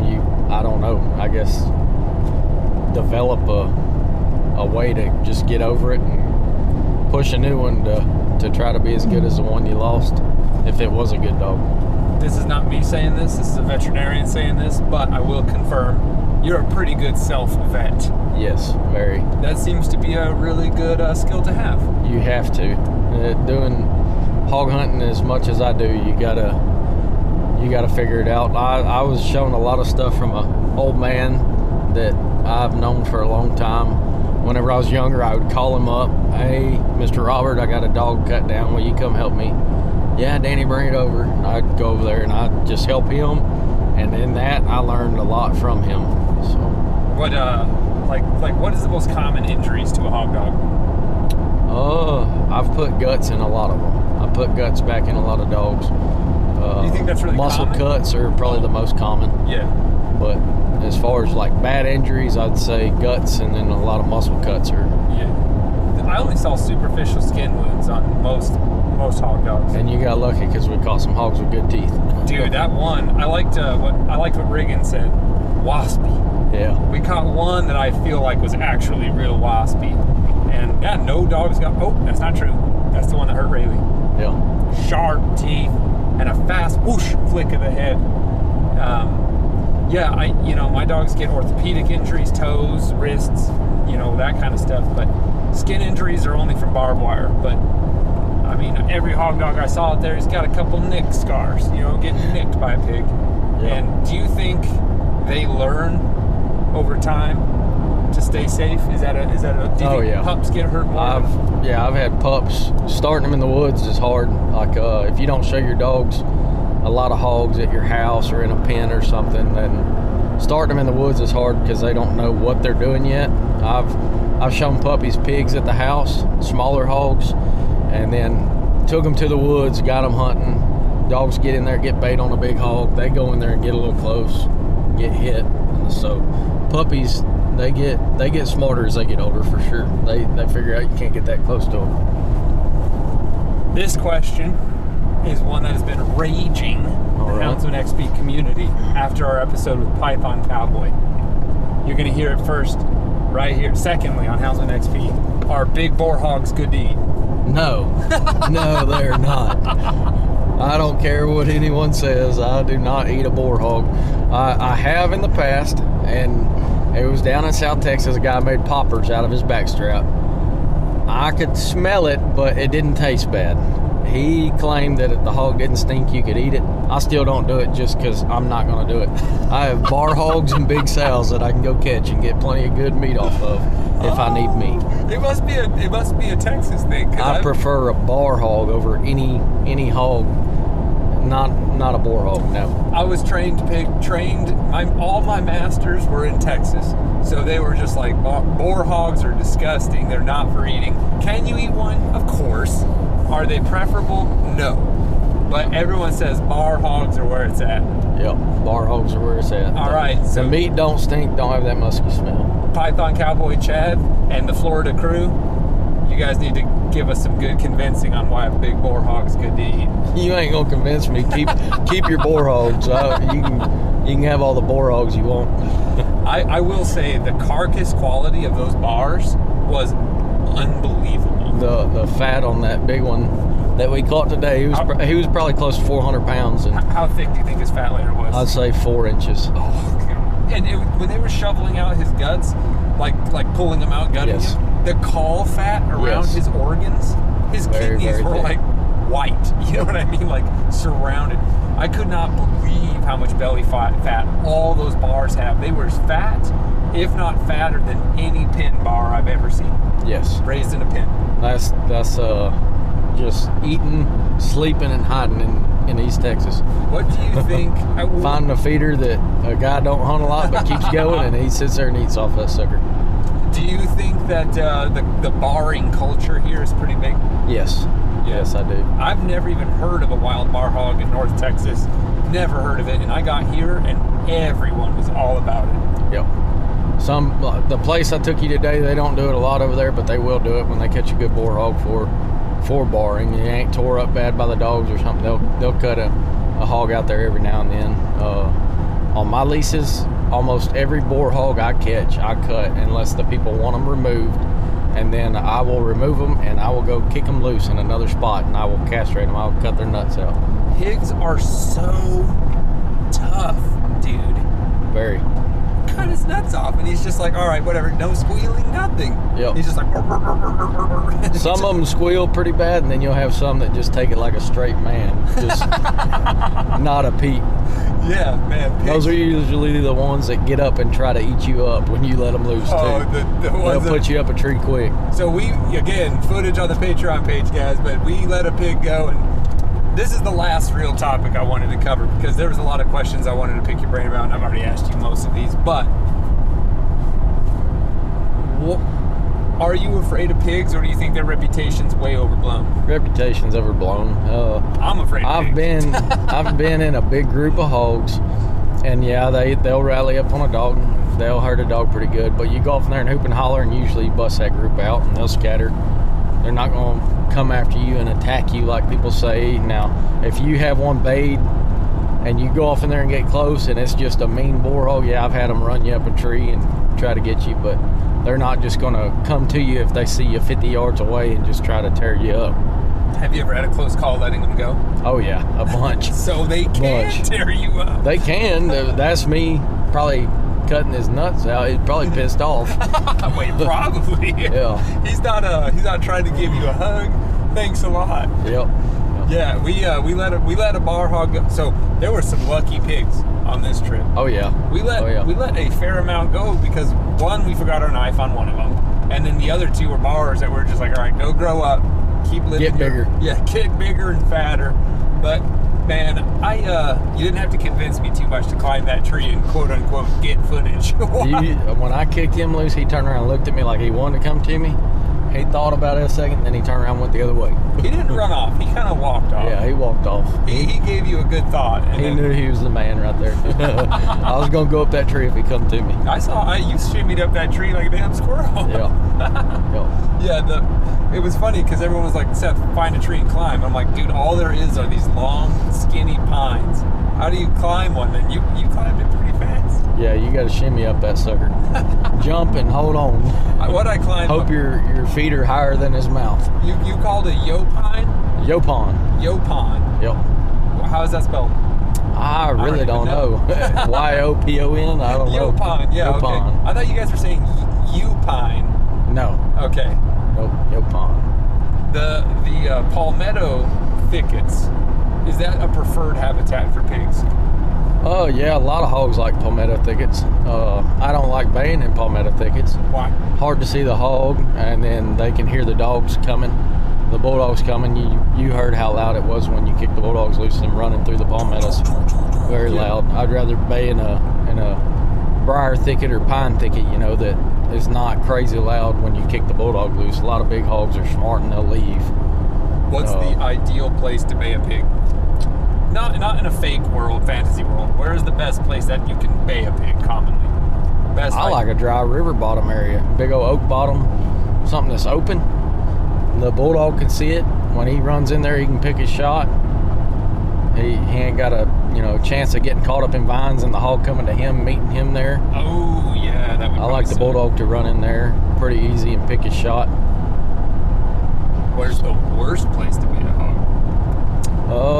So I bait them in washouts, like where the hog is underneath the bank of a washout in the middle of the woods, like a little bitty dry stream, but just the water flowing through it made a big washout, big hole. Had them back up into the hole and fight the dogs that are in front of them. Gosh. And it always seems like a bunch of stuff gets cut. Dogs get cut up pretty good in washouts. What's the scariest catch you've ever made to help the dogs out? Crawling in a washout, head on with a hog. Head on. And we had two bulldogs on them, but I think that was a boar hog actually. I was gonna say a bar, but I think it was a boar. And he was every bit of 275, big teeth. I was crawling in there and I was praying that he was not gonna rush me, that the bulldogs had enough attention on it, they wasn't gonna rush me, but he kind of come to me, but I was able to push on a bulldog and keep him from getting me somehow. Grabbed his back leg and I was pulling as hard as I could, backing out as I was going, and we got his back feet and him turned around and pulled him out of there. Oh, but that was sketchy. Is that the only time that's really ever happened, or you've done that a few times? So that was the worst one. I've had to crawl in little washouts and stuff in creeks like that a few times. So it's the smallest pig you've ever caught. Oh man. Well, I told you about Leggett this year, that sow that didn't want to stop. Yeah. They come out premature. So the size of a jackrabbit. Not smaller than that, probably. Yeah, I went thermal pig hunting with rifles, and I shot one about the size of an armadillo. It's the only one that gave me a shot, and I was like, all right, yep, that's my smallest pig of all time, but it was a good time. All right, last question. What do you? We had to pause the recording for a second. We got a call from the one and only Dustin Machado, the Machete Man. Machete. That was a good time. Blood tracking that guy. I wouldn't even be here right now if it wasn't for him. Yes, sir. That guy is a cool dude and a character, and he's got the nicest dog you'll ever meet. Yeah, very nice. He'll rip your arm off if you try to pet him. Dude, I need to get a sticker for Dustin's dog box. Dutch likes me if I have my Slim Jims that I made from the year before, my deer meat Slim Jims. That's the only time that he likes me. Yeah, we never got to that point. I got a good story where he had to ride in the back of the truck, in the back seat of the truck with us, because I brought one of my dogs and Dustin had a different dog on the other side of the dog box. So I felt like I was going to be attacked the whole ride. It was the most uncomfortable ride that I've ever had with a dog in that truck. I felt like he was watching me, and he was literally going to attack me from behind the entire trip. Gives the most hardcore side eye. Yes. He'll just be like, he has a good stare. yeah. That's the only dog I don't like to look at in the eyes. For one, he's loud when he barks, and everybody looks at you like, leave the dog alone. Then if you don't, it's just, all right, he established dominance, but he is not the dominant person in the truck. It was a great time, and I remember when I first met you, dude. I'm gonna bust out some nostalgia. All right. You showed up to Corrigan. Yep. Rip was a breath of fresh air compared to Dutch for the last day. Yeah, you can pet him. He's nice. Yeah, he's a very sweet boy, and all the best footage I got was a Rip band. That's good. Because it just happened to be happenstance. Dutch found all the dead ones, and just by chance, Rip we put down on any of the ones that were like I said, you're the lucky charm. Nothing's easy unless you're around. Easy bays, the deer that we tracked that whole weekend, we had only one broke leg, I think. Yeah. Everything else was dead. Yeah. Found dead. Yep. That don't happen. The deer that me and you chose was Yep. That was the only one that was broke leg deer that, besides a doe, I guess y'all got a doe. Yeah, I was gonna say that doe. If you guys remember that story, that was amazing. They caught that doe, and that was super rad. Yeah. Anyway, yeah. So when I met you, Dustin was like, yeah, Danny's got some hog dogs. And I was like, really, you got some hog dogs? It took you about 1 second to whip your phone out, and your scroll bar of videos of your dogs catching hogs was like 1,000 miles long, and you just kept showing me video after video after video, much like me with my rabbit dogs. I've had iPhones for a long time, so everything goes up in the cloud. You download your pictures off the cloud. You got pictures for years and years back. So I looked up at Dustin. He looked at me and just gave me a little bit of a nod. And I was like, this guy's legit as they come catching pigs. And I noticed none of your videos are at night. Yeah. I hunt at night when it gets hot, just not a lot. I got a bunch of shit eaters, but I'm over it at night. You were like, oh, we can catch pigs during the day. We caught 17 pigs during the day. You can catch pigs during the day. I'm saying it right now, and I'm happy to say it. Bunch of foot warmers, bunch of junk. It's been a great time, Danny. If you have anything else to say, now's the time, brother. I think we're wrapping it up. We're about to get to the house. Covered it all. I appreciate the heck out of it, brother. Yes, sir. This was a hell of a trip. I will be back. Good. It's a 16-hour drive or an hour and 22-minute flight. It's a no-brainer. Hit the flight. Hit the Hit flight. the flight. I hate driving. I don't know how Chris does it. He's a crazy old man. So I will be back, you guys. Go check out our Patreon page for this awesome content from this trip. I love bringing it. I apologize I missed 1 week because I was on the road getting this content, but I'm going to make up for it. I got a lot of content up there now. Awesome bay footage, pigs running everywhere, bulldogs doing their thing. If you're not a pig hunter, you guys need to check it out. It's amazingly fun. If you are a pig hunter, I get it. It is super fun. An amazing resource out here that's available 24/7 to go out and harvest. Get some big fat bar hogs. If you're Chad Reynolds, the crazy monster, you can go eat some big fat boar hogs too. Let him have it. He can keep on eating them. You guys, thanks for tuning in to All Mixed Up. Catch y'all later. So we have a special little bonus on top of this. Is that right? I left this. We do. After I met Riggin for the first time, I met him and he had just finished up that huge bar hog. By the time we got there, that monster, like growth into its own jawbone bar hog. He was sitting there and I was like, man, kid, that was impressive. Like that was really cool. And he was super kind, respectful kiddo. Danny was like, yeah, this guy works for Houndsman XP. And his eyes turned into moons. I mean, instantaneously, his eyes got huge and he was being all super respectful, bashful.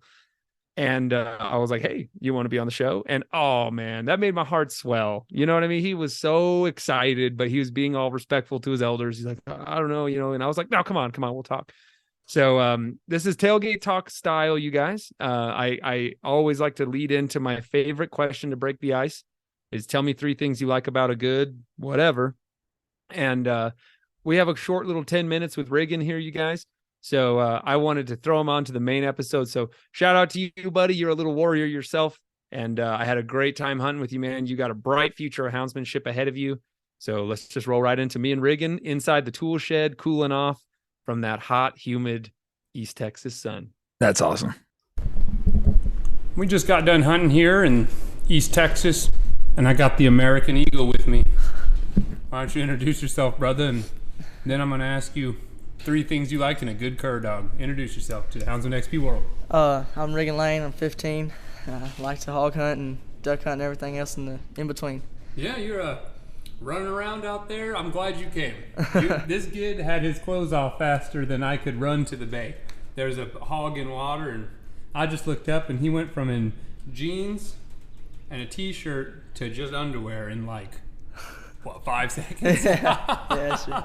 It's good to have 15-year-olds running around being crazy for us sweaty, too much humid people like me. Yeah, sure.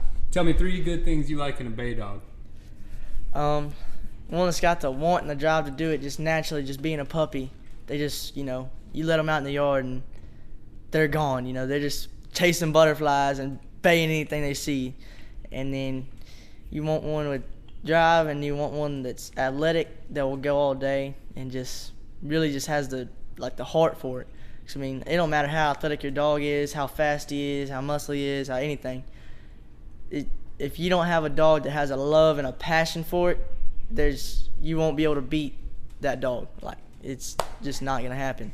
It's just simple as that. And then you really just want something, I don't know, you really just want something of your, that you can really, we usually put a decent handle on ours too, so you can call them out, they have a very good respect for you, because we've raised ours for, my mom's grandpa started this, so we've had these dogs in our line for a long, long time. So it's just bred into them naturally now that they're just athletic, smart, fast, and have the drive and the willpower to want to go do it. So it's just, they're usually natural, just go-getters. Tell me about that bulldog you didn't have to lead in. He walked right by you like a champ. Tell me about that. That's the weirdest looking bulldog I'd ever seen up to this point. So we had a pretty good friend of ours. She had found this dog on the side of a road, and his name was Sloan. And she named him Sloan because the first day she got him, she put him in a horse trailer, and he fell asleep in the Todd Sloan saddle, so she named him Sloan. Well, she had him for a while, and then he started chasing chickens and all the goats and everything like that. So she's like, I can't keep him no more. So she brings him over to us, and we have him, and we've always trained a bunch of cur dogs and catch dogs for people, and put handles on them. Well, we start with him, and he just naturally just went up there and smoked one. And then we also help do guided, help train duck dogs and stuff. So we just integrated that from duck hunting from 2 different, sides of the spectrum into your catch dogs. Because I don't know about you, but I get tired of getting dragged around and hit by briars and everything. So, well, I've only done it once, so I'm not. Yeah, man, golly, it's horrible though. But the briars are terrible. Yes, sir. They're terrible. Yes, sir. I am not a fan. And then we really just taught him like that and started him off kind of like a duck dog. You would with heeling and here and all that, and he just learned naturally. And now what kind of dog is he? He's half border collie and half pit. When I saw him, I was like, that's the furriest bulldog I've ever seen in my life. And that sucker can run one down in the field and will hit one like a train in the woods. He's tough. I saw him hold that pig like nothing. Yeah, that big bar hog, he was holding him. Yeah. Tell me about the biggest pig you've ever caught. It's probably gonna be the one today. That sucker's. Oh, you heard it here, folks. Yeah, that sucker's probably about 440, and I've caught some big ones. We caught some that are 380, 390, and all of the above, but I ain't never caught one that was that big. He's almost 450. Teeth are 6 or 7 inches. They grow back into his skull. You don't get much bigger than that. That pig was. I just burped on Mike here. I'm eating a kolache because I'm dying of hunger. That pig was so crazy. If anyone's watching the Insta stories, when this was being recorded, this thing's teeth were growing back into its own jaw. Yeah. Put a hole in his skin, and it's just his skin's just formed around it, and it just it's crazy. What do you like catching the most? A sow, a boar, or a bar? It just depends on what I'm doing. In a tournament, it don't matter to me, but if I'm out here, I want to just hunt for fun. I want to catch a big waspy boar hog. What's a waspy boar hog? Well, you sit in the bulldogs and you just hear stuff breaking around here. And you know it's on. That when you park 200 yards away and you can smell that sun gun, and you just hear a bunch of yipping in there and stuff getting whooped down, and you got to walk in there and you know he's big. I mean, dude, I walked into one of those bays and I could smell that hog way before I could see him. Sir. And that really wasn't even wasp, because you'll see them sitting there chomping their teeth, and they'll go after them damn cur dogs. You'll hear breaking, cur dogs getting thrown around. It's crazy. It's like when we made that big boar hog off that top of that ravine. I came over here and I looked, and his ass was like to me, and I was like, only thing I could do, I just like jumped on his back like a spider monkey and just went to him, because I was like, that's the only thing I could do. Because the bad thing about bars is, and bull hogs will do it too, is they'll squat on their butt where you can't really get their legs out from under them if they're big enough. It's just because our dogs, they go up there and nip them on the ass to get them to stop and all that, and they sit down and then they just sit there and want to fight you and spin on you. So I mean, it ain't fun. Now sows, they're just big, they're just big babies. They're pretty easy to catch and kill, or just for tournaments. But probably I'm gonna say the softest hog that there is, like if you're trying to keep them alive, is gonna be a bar, just because they don't have no, That one didn't have an eater on one side. Yeah, that, and then they just don't, they get stressed out real easily because they're so big and they're so heavy. And that's just like with sows. Like sows are they're good. They'll last longer than any of them. But yeah, it's usually like that. What? Well, first of all, how long you been hunting? Man, my mom was pregnant with me. Like she's only 2 days away from her due date, and I was out there. And then so you've been hunting since you were a fetus. Oh yeah, basically, yes sir. And then, I mean, maybe I was. You heard a boar hog get caught by a catch dog when you were still in the womb. Oh yes sir. I mean, I was probably about 2 or 3 months old, and she strapped me. She's strapped me in my car seat on the front of the four-wheeler, and I went. And ever since then, I just kept going and done tournaments and just went all over the world doing this. So Danny said that he's known you it since you were knee-high to a grasshopper. Yes, sir. Yeah, that's what I'm saying. He's known me since I was itty-bitty. Yeah, so I just grew up with a passion for it, and I always will. What's the name of your favorite dog you ever known? Favorite dog ever known? Cur dog or catch dog? Let's do cur first. Cur dog. Ooh, that's going to be a hard one. I'm going to say my old Jip I used to have that she passed away. It's either going to be Solo, that dog, or, dang, it was Slick. His name was Slick. That sucker was awesome. What made Slick so good? I mean, all of ours do it now, but it's just, he was just on a different level. Like I was talking about earlier, he's just on a different level of love for it. Because, like, as soon as we catch that hog, he's gone. Well, I mean, all of our dogs are like that now, but he was just faster, just somehow, and he just, like, he knew. It was weird because he knew. It's like every time, like, you be driving, go somewhere, and he'd just start freaking out. You let him go, and he's gone. And then you won't pick him up. I mean, you'll see him one time, you won't even see him at the bay. I mean, you'll see catch dogs, and you'll catch 30, 40 hogs behind him, not even just, you won't see him. Like, he's getting ahead as soon as the hog's caught. Yes, like it was gone. Like he was rolling over just like that. It was crazy. What about your catch dog? Your favorite catch dog? Man, we've had a bunch of good leadless dogs. I like Sloan. Yes, sir. I love Sloan. Sloan, I'm going to say for my right now dog, it's definitely Sloan. But back in the day, let me think. So we had one named Trooper and one named Buddy, and they were both just like Sloan. They're smaller, but full bulldog, they weren't as hairy. But, man, that's going to be a hard one. I'm going to say Gamble, because that was the fastest, hardest hitting dog I ever seen in my life. Like, it is crazy. And just like them, just leadless. And it's probably Gamble for sure. He was awesome. I'm going to ask you a question. This is not a trick question. Yes, sir. You afraid of a big hog? Okay. Because I am. I'm not going to lie to you. Now, I've ran in on big-ass hogs before, like 340, 350, all that, and it don't faze me. But when I was still on top of that ravine up there and looking down at that hog, I was like, and it was only a split-second decision, because I had to get down there, so nothing got cut up, and I was just like, well, and now I got taught at a young age, don't hesitate, because if you hesitate, you get hurt. So I was like, oh, God. So only thing I knew to do is I couldn't go around because it's too thick, so I just freaking jumped on his back. And mid-jump, I was scared, but once I was on him, I was like, oh, I got him now. But I was really kind of scared of the fall more than I was anything. But other than that, not really. No, sir. First time I saw this guy, we were coming up, his mom called Danny and was like, we just caught a hippopotamus down here. And so we showed up.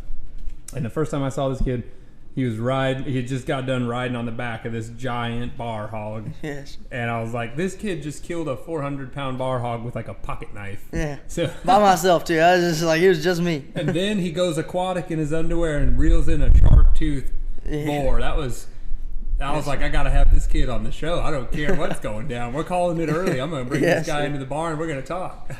Yes, sir. You see yourself being a hog hunter for a long time? The rest of my life, yes. Yeah, sir. yeah. What is sure. it? What do you love about hog hunting? What is it? Just one thing, I just love listening to the dogs. I love watching the dogs work, and then I really, really love just hearing the dogs bay, and then getting that adrenaline rush, and then going in and putting your hands on a big one. There's nothing you can beat it. I mean, other than killing mallards in the hole, you know. Oh yeah. Other than killing ducks, Other than killing ducks, I mean, that's 2 top things I'll do for the rest of my life. Yeah. Yeah, you got a long, very successful life ahead of you hound hunting, buddy. I can tell you've already got off to such a good start. Yes, sir. Thank you. Yeah, man, it's been great here. This property is unreal. I mean, yes, this is my first time, so you've seen a lot more action than most people. So yes, sir. Hey, it was awesome having you on the show, buddy. I appreciate the heck out of it. Yes, sir. Keep hunting. Yes, sir. For sure. Chad, I love traveling for this show. And I love meeting people. I think one of my greatest passions in life is meeting people. I love dog work. I obviously love dogs, the outdoors, and animals. But I love people the most, man. I think people are awesome. So, especially when you meet cool ones. So, big shout out to all my friends in East Texas. And that's all I got to say, man. My jaw's getting sore and my heart's pounding just thinking about it again. So, I'll let you close us out if you have nothing else to say, brother, but I'm sure people are tired of hearing my annoying baritone. No, that was fantastic. Thanks for going there and gathering everything for us. That was fantastic. I felt like I'm there with you. So no, I you got on me. You got me all answered, man. I'm good to go. Well, let's hunt them hard and treat them like heroes. And don't get barred. Don't get barred. Thanks, brother. I'll catch you later. Yep.